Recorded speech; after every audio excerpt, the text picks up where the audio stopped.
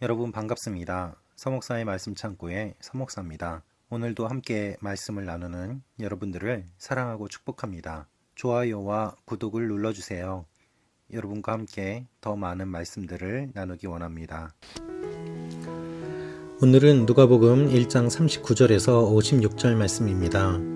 오늘 말씀도 성탄에 관계된 본문입니다. 마리아는 천사의 말을 들었습니다. 하나님께서 마리아를 통하여서 예수 그리스도가 태어날 것임을 말씀하셨고, 마리아는 주님의 말씀대로 될 것을 고백합니다. 그리고 마리아는 바로 일어나서 유대의 동네 사가랴의 집에 들어가 엘리사벳을 만납니다. 그리고 엘리사벳과 함께 석 달 동안 시간을 보냅니다. 마리아가 엘리사벳을 만난 것은 몇 가지 이유가 있습니다. 첫 번째로는 엘리사벳을 통하여서 어떻게 뱃속에 있는 예수 그리스도를 양육하게 될 것인지 그 내용을 배우고 듣기 위해서 엘리사벳을 만나러 갔습니다. 또 하나는 마리아가 다른 남자를 만나서 예수를 잉태한 것이 아니라는 증인으로서 엘리사벳과 함께 시간을 보내며 같이 있음으로 말미암아 엘리사벳이 마리아의 증인이 되어줄 수 있는 시간을 벌었던 것입니다. 사가랴의 집에서 사가랴와 엘리사벳과 함께 시간을 보낸 마리아는 석 달 동안 함께 있었고, 석 달이라고 하면 예수님이 다른 어떤 사람을 만나서 잉태된 것이 아니라는 것을 누구라도 알 수 있을 정도의 시간이 지난 것입니다. 마리아는 천사의 이야기를 듣고 바로 움직입니다. 그리고 엘리사벳을 만납니다. 엘리사벳은 성령으로 충만해져 큰 소리로 외칩니다. 그리고 그 태중에 있는 요한도 마리아를 만나고 마리아의 안에 있는 예수 그리스도를 통하여 기쁨을 누리는 것을 볼 수 있습니다.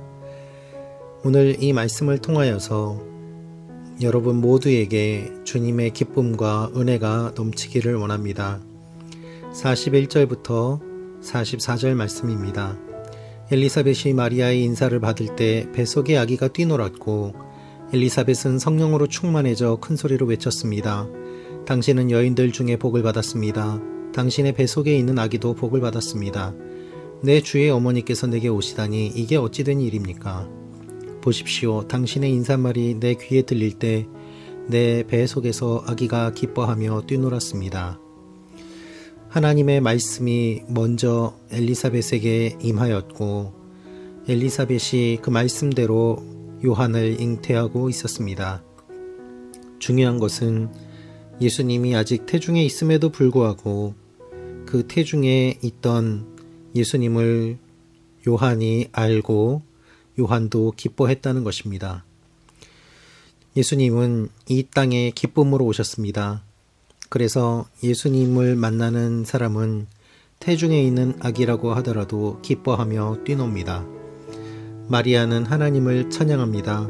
이 모든 일들이 우연이 아님을 마리아는 알았기 때문입니다. 요한이 예수님을 보며 기뻐하자 마리아도 하나님께 기쁨을 표현하며 이렇게 노래하고 있습니다. 47절부터 51절 말씀입니다. 내 영이 내 구주 하나님을 기뻐함은 그분이 자신의 여종의 비천함을 돌아보셨기 때문입니다.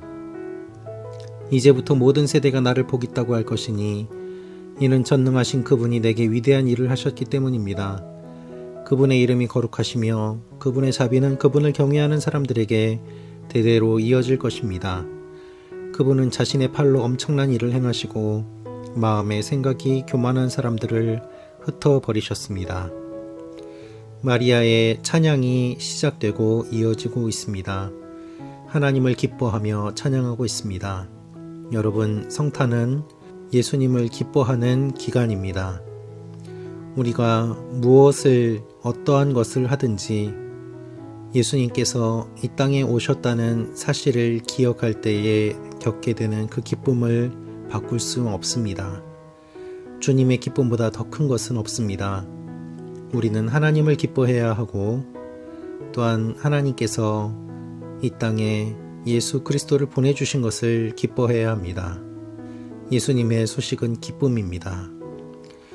우리가 코로나 시기 가운데 모두 다 기쁨을 잃어버리고 힘든 시간을 보내고 있습니다. 그렇기 때문에 주님이 이 땅에 오신 의미가 더욱더 큽니다.